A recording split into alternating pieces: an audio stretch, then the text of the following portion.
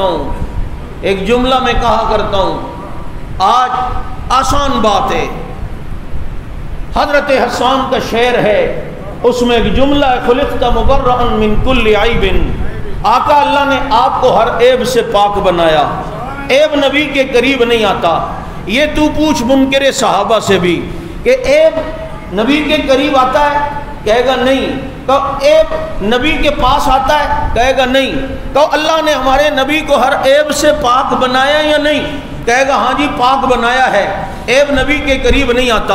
اللہ نے ہمارے نبی کو ہر عیب سے پاک بنایا، جھوٹ عیب نبی کے قریب نہیں آتا، حسد عیب نبی کے قریب نہیں آتا، شرک عیب نبی کے قریب نہیں آتا، پسینے کی بو کا آنا عیب ہے، اللہ نے نبی کے پسینے میں خوشبو پیدا کر دی۔ ہاں مکھی کا بیٹھنا عیب ہے، نبی کے جسم پہ مکھی نہیں بیٹھتی۔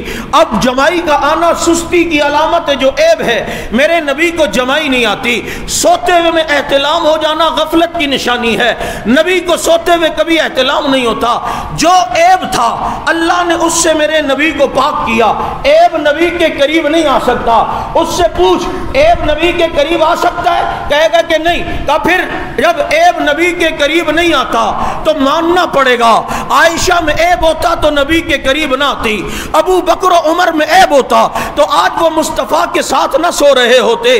دیکھو جن میں عیب تھا اللہ نے قریب رکھ کے دور رکھا، عتبہ عتیبہ میں عیب تھا قریب رکھ کے دور رکھا، ابو جہل میں عیب تھا قریب رکھ کے دور رکھا، شیبہ میں عیب تھا قریب رکھ کے دور رکھا، لیکن بلال میں کوئی عیب نہیں، حبشہ سے قریب کر دیا، سلمان میں کوئی عیب نہیں، فارس سے قریب کر دیا، صہیب میں کوئی عیب نہیں، روم سے قریب کر دیا، ابو بکر و عمر میں کوئی عیب نہیں، قیامت کی صبح تک پہلو مصطفیٰ میں سلا دیا۔ عیب نبی کے قریب نہیں آتا، اللہ آنے ہی نہیں دیتا۔ یہ 1400 سال سے جو سو رہے ہیں یہ بے عیب ہیں، یہ ساتھ جو سو رہے ہیں یہ بے عیب ہیں۔ اس لیے آؤ عیبوں سے پاک پیغمبر کے تذکرے کو دنیا میں پھیلا دیں گے،